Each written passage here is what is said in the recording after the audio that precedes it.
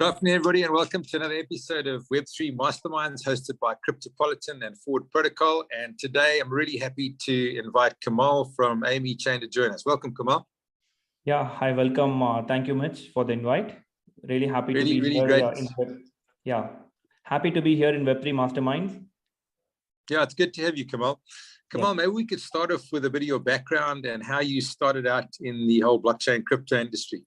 Yes, down the line in 2020, we started a project called AME Pay that was completely based on the payment solution, and we wanted to have that payment solution integrated in blockchain industry.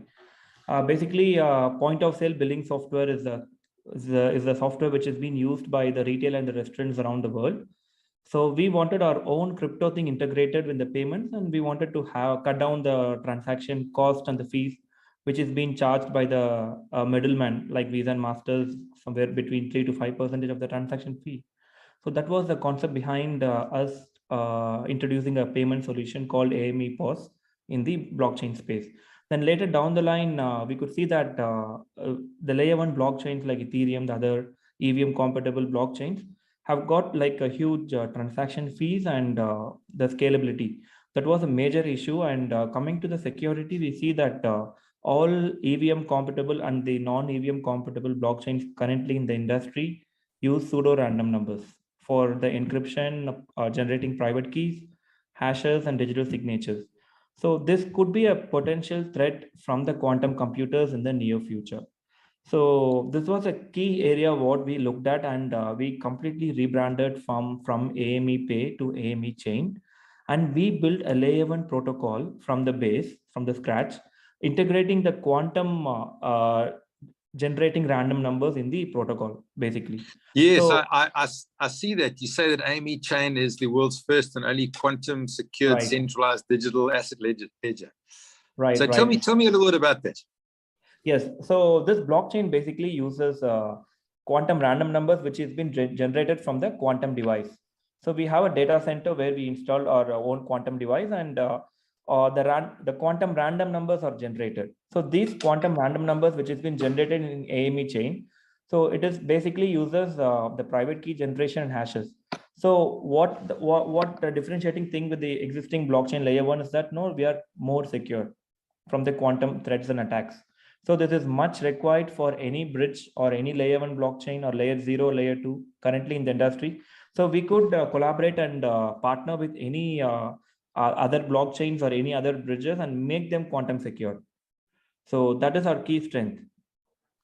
Okay, so what you're actually doing is you're providing a security layer for other blockchains, layer 0, layer 1, and layer 3. Right, exactly the point. And Kamal, how would a blockchain integrate with your chain? How would you actually provide that functionality to them? Basically, we have multiple steps of integrating the other layer 1, layer 2. Basically, we understand our technical team will understand about the other blockchains, the structure, everything, and we provide a curative solution based on the thing, and we integrate the quantum random numbers basically with the existing layer 1 blockchain or layer 0, layer 2, or even the bridges. So that's how we can make them secure too. And so all of those transactions going through your quantum machine, which is generating the codes, or how does that work? Yes, as you said, all the transactions will be through our quantum device. And we are completely audited by the top security audit firms called TÜV Rheinland from Germany. So we have passed all the tests, and we can our reports are even transparent enough to the community to look on. Okay. Right. So maybe you could just run us through like the user experience for a new protocol or a new chain that wants to actually incorporate AME chain into their environment, and what they need to do, how they'd interact, and how they'd get it set up. Okay. Couple of as you asked this question, I would like to also present you a couple of slides if you allow me. Sure, no problem. Yeah, sure. So since you asked me like how this can be integrated, so this is what the Qrn architecture basically, AME chain's Qrn architecture. So we basically use a laser-based quantum source to generate the quantum random numbers. And the first step of the Qrn generation is photon generation. And you could see the graphical diagram here, over here, where how the quantum numbers are generated from the laser source. And step 2 is that no photon or converted to random number conversion happens over here. So the laser source comes to the optical authenticator and SPAD and time digital converter, then post-processing FPGAs, and that's how quantum numbers are generated, injected into the Linux kernel of AME chain. So this is the step 2 of the process, and step 3 is the QRNs are distributed evenly to the applications. So this is the mechanism or the technical explanation on how the QRNs are generated from the quantum source, the device. And that's very interesting. Yes, and coming to the integration of quantum security, as I mentioned, like both existing and new bridges and new blockchains, and like protocols like DeFi, DAO, anything can be integrated with the quantum security. I mean, with the quantum random numbers, which has been from the quantum source. And these are the steps on how to integrate the quantum security. The first step is like the blockchain or the bridge must be running a Linux, Unix, or a Mac OS, or contains the Docker, which is running on the top of Linux, Unix, and Mac. So step 2 will be like we need to get the credentials for the quantum service by contacting the AME chain.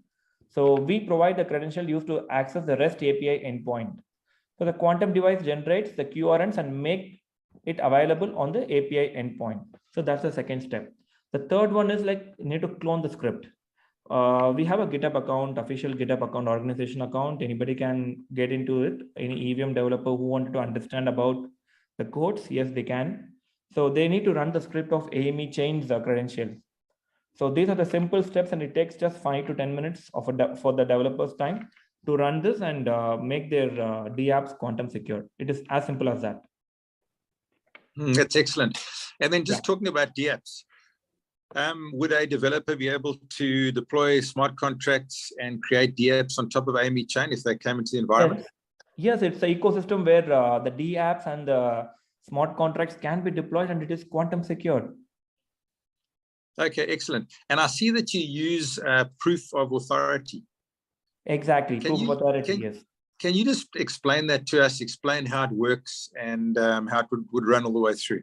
Yes, it is just another version of proof of stake, POS, where like we use IBFT as a consensus, IBFT 2.0. Istanbul Byzantine Fault Tolerance 2.0 we use as a consensus protocol for the blockchain. And it is like similar to proof of stake model, the proof of authority, yes, what we use. Okay, excellent. And then also in your environment, developers can mint and create NFTs and can create a metaverse, etc. How would that work? It is like similar like all other EVM blockchains currently in the industry, like Polygon, Phantom, Avalanche, Ethereum. So it is the same concept, right? People can mint NFTs, build metaverse, create DAOs, run DeFi applications, DApps, everything altogether.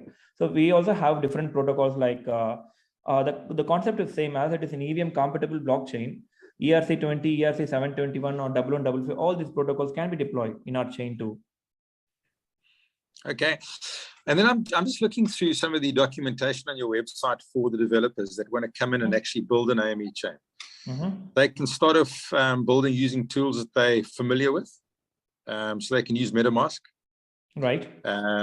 AME chain supports EVM, and you can deploy dApps just like you can on Ethereum. So very similar, very easy for them to cross over and to use that. Yes. And they get access to all of the documentation, and they can connect with the developer community.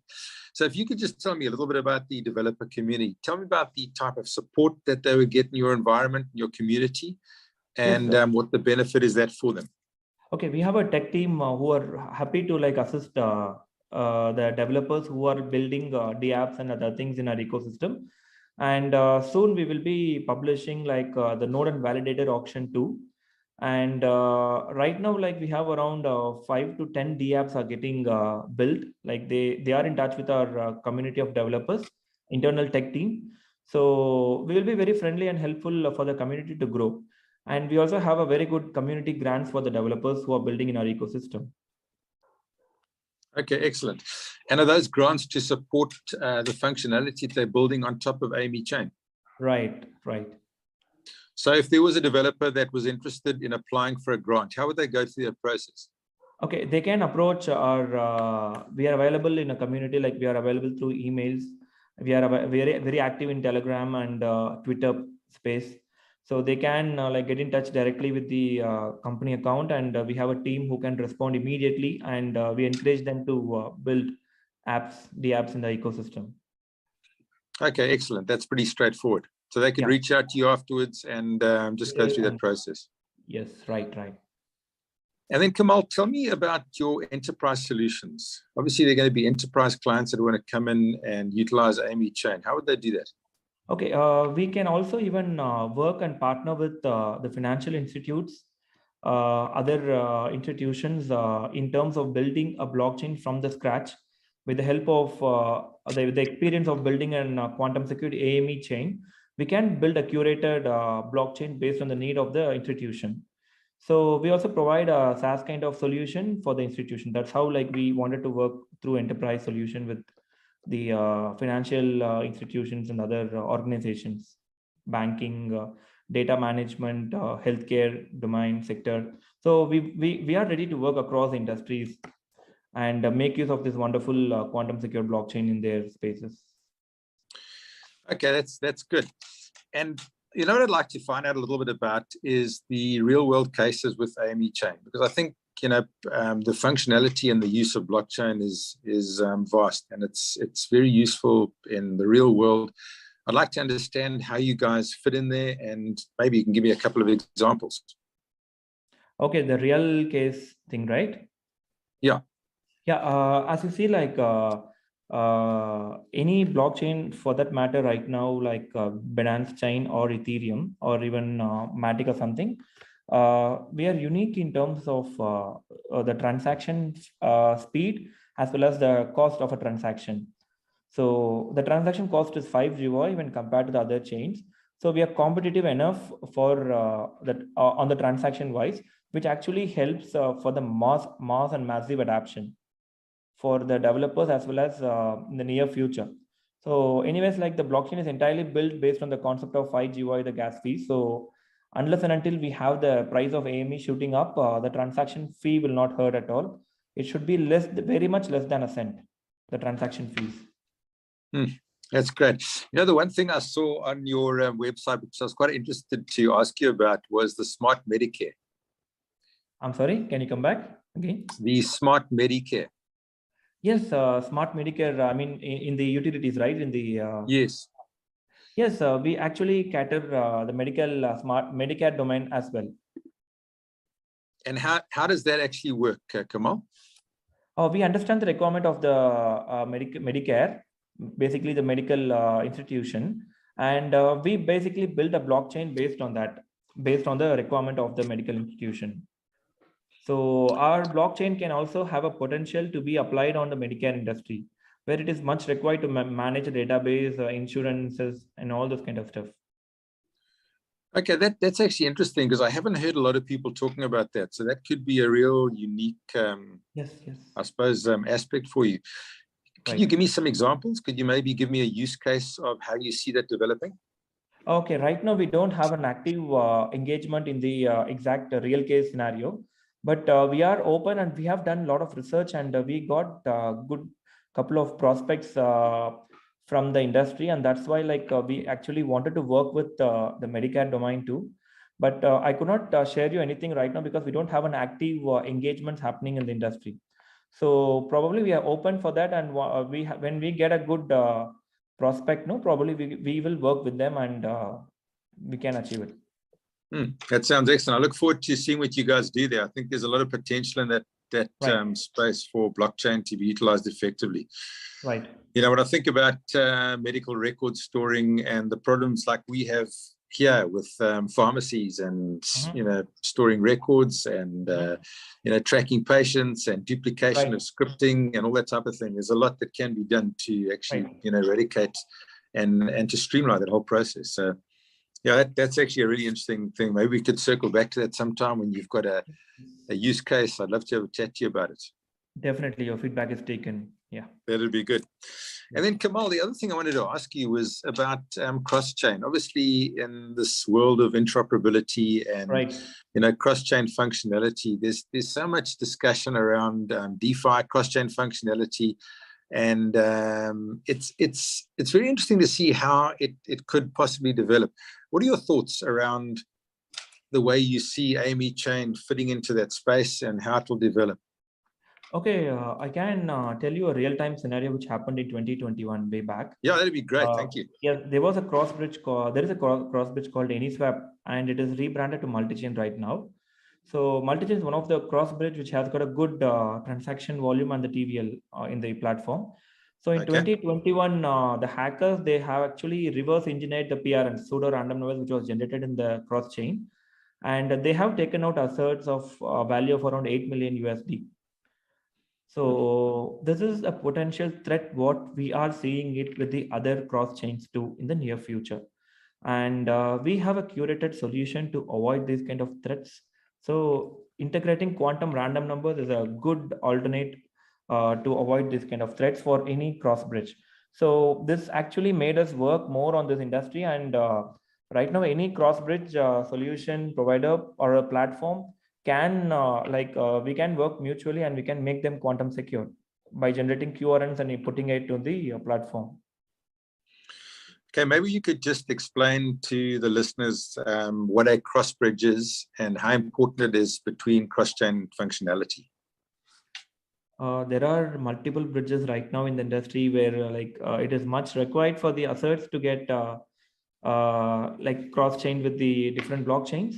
So there are multiple platforms right now. We are focusing on. There are many blockchains what we are working together, and I could not share the names until we strategically sign the NDA. Oh, no, I'm not talking about you particular. I'm just talking about what a cross bridge is, how it actually functions. You mean to say the functions of the cross bridge and how it's going to be secured?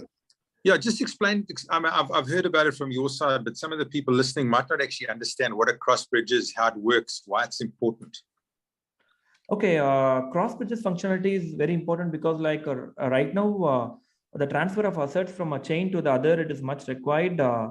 And because of more existence of assets in the industry, and that is a must in the industry, the requirement of a cross chain bridge. So what the point here is because this is going to be a growing industry, the cross chain bridge is a growing platform and industry. So there needs to be some security layer attached to it. So that is why integrating a Qrn kind of concept with the existing cross chain bridge, it actually matters.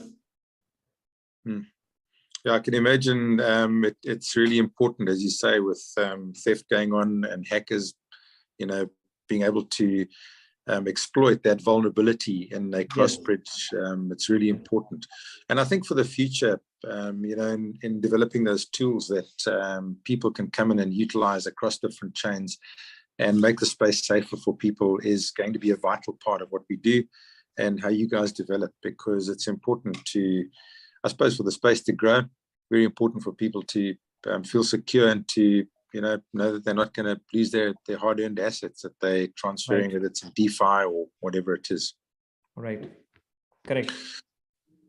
What I wanted to ask you was a little bit more about cross-chain, etc. And maybe you could give me some ideas on where you see the future going with regards to liquidity and with cross-chain staking and cross-chain trading. And obviously the security and what you're doing with your quantum device plays a big role in securing that.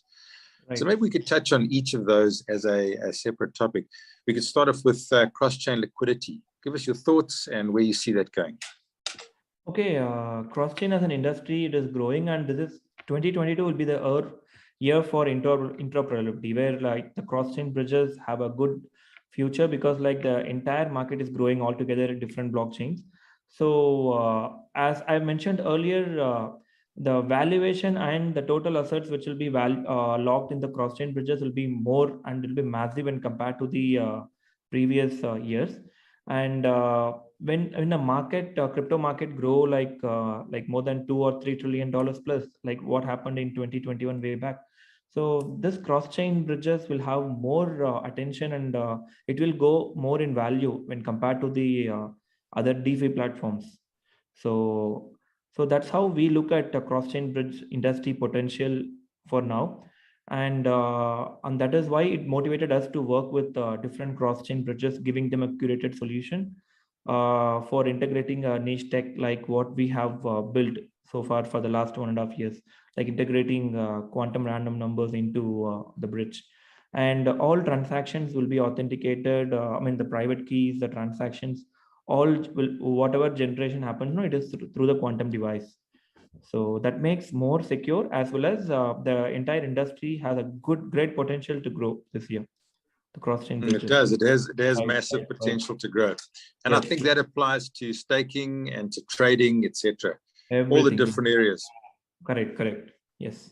Have you got any more comments, or maybe further comments on cross-chain trading, or the cross-chain staking? Like not in depth when compared to, because like we are looking at many cross-chain bridges coming with new ideas, new features. So staking and kind of stuffs are little bit older, but yes, these are coming into the cross-chain, and this helps the market more to become less volatile in terms of kind of pricing though. So yes, there's a good potential. And Kamal, what's interesting is always for me, like what the future looks like. So, I mean, we've seen like last year we had like a massive rise in DeFi and NFTs, Right. etc. And then this year we've had a bit of a bear market and a bit of a drop off. Right. But projects like yourselves are building, projects like Forward, we're building technology. We still, going ahead with what we believe the space needs to perform and function at an optimal level. What do you see for the future in what you guys are building? What does your roadmap look like? Okay, as you mentioned that we are right now the world's first quantum secured blockchain. So whenever there is a biggest threat and the market is getting shaken through the attacks or something through the any quantum devices in the near future, so we will get more attention when compared to the other EVM blockchains or non-EVM based blockchains, because we have done something unique which none of them have touched and implemented, and nothing live at the industry. So we have a great potential for in the industry to grow down the line, probably from now onwards. Like when we have everything online, because right now we have launched the mainnet, our block explorer is live, and we actually like swap the entire ERC20 to the mainnet in the exchanges too. So this quarter Q2 2022, like by June, we will be like releasing the node and validator auction. That's an event for node and validators. No, they can participate in the auction and they can run the nodes of AME chain. So much more to come for us, and we also have many DApps and DeFi protocols like building in our AME chain ecosystem. And we have a very potential to partner with the cross-chain bridges with other layer one blockchains, and it should be like a great potential for us this year to grow. That sounds good. Could you tell me a little bit about your Validator program? Okay, Validator program, we will be like we will be having 20 nodes running all together in AME chain, out of which 3 nodes will be run by the company, by the project directly. So the other 17 nodes will be auctioned out to the community, and we are like getting the experts' opinion, and the documentation is getting ready. So probably in another couple of weeks, the documentation should be out, and by the end of June, the node and validator auctions will commence. Okay, great. Will that be announced in your community? Yes, shortly. Okay, that sounds good. You must be looking forward to that. Yeah. Sure. And then Kamal, tell me, what do you see as the biggest bottlenecks in the industry, and how, as a whole, we can solve these bottlenecks just to, make cross-chain functionality better, make it more mainstream, and to eliminate some of the risk? Okay. Coming to the like, there is a main thing what is involved in the cross-chain bridges is security. So there is a potential solution from us to the industry in terms of security of integration of this QRNs. And number two is the cross-chain things needs to be very transparent enough. and the trust of the platform. Like should not be like more centralized. It should be completely decentralized, and nobody should have the control over this kind of platforms, and it should be completely 100% in a DAO kind of concept. Like there shouldn't be any centralization at any point of time. So that will be a big bottleneck for the cross-chain platforms, which is right now. What, So, the actual centralization?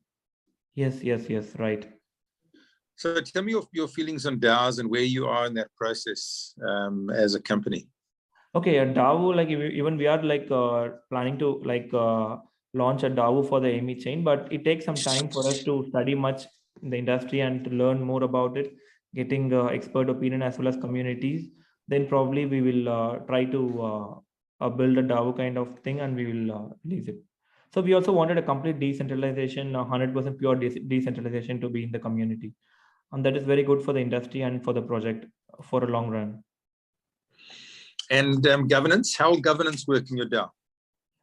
Okay, governance, like the holders of the asset, the primary asset AME, like they have a major hand on the governance part. So again, it's completely community driven kind of thing, concept, what we are like working on. So Okay. any proposals or anything related to the project needs to be put it on the governance platform, and based on the voting, all the proposals will get processed. A usual traditional kind of thing, but it needs to be very much transparent enough for the community and for the. Okay. And what are your thoughts on regulation and compliance in the industry at the moment? Because I know that that's obviously a bottleneck in. Exactly. I've seen this year. I mean, a lot of companies, as regulation has got better, it allows them to come in. So there's so much money sitting on the sidelines waiting to come into DeFi, for example, but because of their corporate governance, they can't. They just can't participate. So what are the things we need to get fixed to actually make this something that is not a hurdle, but becomes, a gateway to allow people to come in? Okay, that's basically a global politics. Like different countries have different thoughts in terms of regulation. So, but the overall perspective is that no, we are seeing that like even the governments and the regulators start learning about the industry, about the blockchain and cryptocurrencies, and someday down the line, like the entire industry will be regulated. That's what we look at. Thing. And there are few challenges and bottleneck, as you mentioned, like there was a recent crash with the Terra Luna ecosystem, and these are the challenges which regulators will see. So that takes some more time for the regulators to understand and accept the ecosystem of the blockchain and cryptocurrencies. So hopefully, yes, it should be regulated completely, but nobody knows about the deadlines or the timelines. Yes. Yeah, I think, what happened recently shook the whole industry, and it's certainly, people that are standing pointing fingers, it makes them, say, I told you so. But yes. I think overall, when you look at the optimism in the space and what people are doing, and with the sort of tools that you're building that can help with that regulation and help with eliminating the risk. I know it's what we sort of do it forward in creating infrastructures to make it easier for people in a no-code type of environment. And all of these things, the way you guys are approaching it from a security point of view, what we're doing, where we're approaching it from, point of view to allow more users to come into the space that don't necessarily have developing skills. It all contributes to go forward. And like the Luna saga, it shakes the industry, and it puts the brakes on a little bit. Yes. But I think overall it's good because it allows us to build something more solid and in a much more responsible way. Right. And ultimately, we are very responsible to the people that are using our technology. Yes. I can see you, obviously, it's something that's very important to you guys as well, with the way you've approached security, the way you've approached your audits, which are super important. And I think those are some of the critical things that, people that are listening to this, when you are evaluating a blockchain, evaluating a company, have a look at whether they have been audited. Have a look at what their security is like, because those are the things that are important, not just a fancy website and, betting on a speculative token, but really the underlying tech, the team, and which is really, really good. Right. So I'm sure you agree with me, Kamal. Exactly, I agree with you, Mike. Yeah. Yeah. So going forward, we obviously got NFTs last year were like they boomed, and then Yes. metaverses have sort of come in, and it's like the hype phase, and Right. we're not too sure it'll go through a bit of a building phase and what have you. How do you see that contributing to the space as a whole? I mean, NFTs really like it brought a lot more users to the space from a different perspective. Right. Maybe people that weren't interested in DeFi, which is great. How do you see that developing? Yeah, still we see a huge potential for the metaverse and the real game fee projects.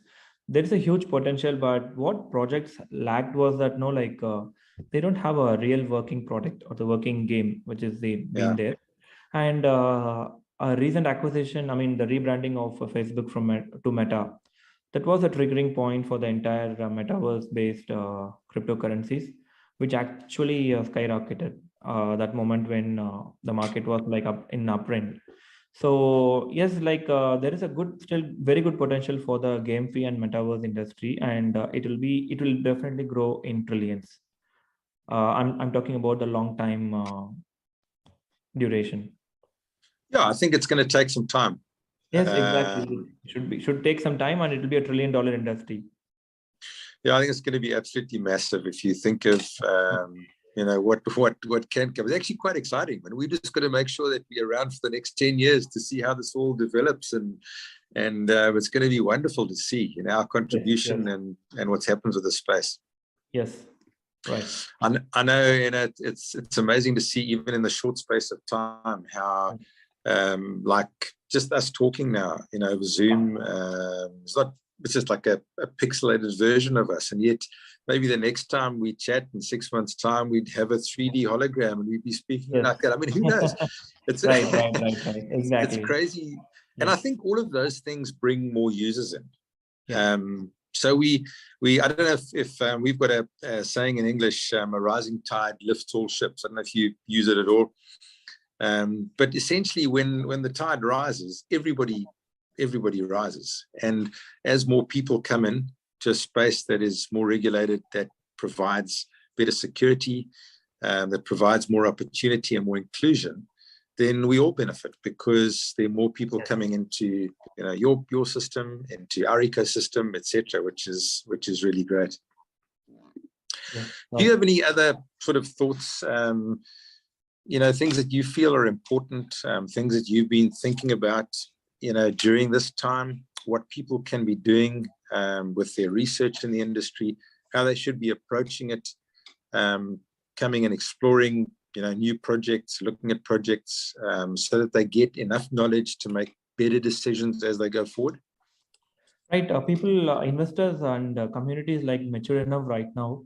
They actually assessing what kind of project is going to provide kind of solution. They are actually looking into the projects before investing. So way back in 2017, where the ICOs were in boom, and in 2018, where the IEOs were in boom. So those kind of scenarios are not right now in 2022. So investors are very much they are more focused on what exactly the project does. So we were also in touch with a platform called CR Square, where they have come with a beautiful concept of an escrow, creating an escrow platforms for the funders, for the VC crypto funds, and as well as for the projects. So they'll be in between. They actually wanted to avoid kind of rug pulls kind of things, and it's really good for the industry and the projects as well. And it is a good for investors and community. Well, altogether, it's a good kind of approach to avoid rug pulls, to avoid dumps, like a pump and dump kind of concepts. So the industry should be away from all these things, and that's how, as a collaborative effort, the industry grows. And you said that company is called CR Square. Yes, that's CR Square Finance. They are our strategic partners too. Okay, so, I'm going to go and read up about them, because that's actually a great idea. It's I suppose having that escrow where the fund is not hanging on to all their fund, and they've got to meet certain milestones before they get access. Exactly, right. which is pretty good. It's like almost like the crowdfunding type scenario where you get backers funding it, and when you reach certain milestones, you get access to the funds, and if you don't reach it, then exactly you don't, which is good. And I mean, it certainly would give an investor a lot more surety and comfort, correct. Especially if they're parting with substantial funds, and would allow them to be more part of that process, which is good. And I think that's important, don't you, that we're actually getting investors and people not just to put money in a speculative way, but to really engage, become part of the community, see what's happening, because when they are engaged, we have a better outcome because we have more eyes that are giving us feedback, more people that are asking questions, and it allows the companies to develop in a better, more holistic way. Right. Correct. Which is good. What other things do you think are useful for people as they're approaching this and thinking about it? Do you have any other things that you've seen in the industry, things that you like that you could highlight to say, hey, Mitch, that would be something that would be good for people to be thinking about? Certain things which needed to be highlighted is, investors need to completely assess before taking any decisions of investing or getting into a project. They should come out of a mindset only on the booking profits. It shouldn't be a pump and dump for any project. So they need to really support a project or a platform or a development thing only based on the progression and the roadmap about the number of users, about the team, their experience. So they also wanted to get more mature enough to avoid to getting into the trap of rug pulls and the pump and dump kind of things. I hope that, yeah. Sorry, finish off your question. No, I hope the investors will definitely be more matured down the line.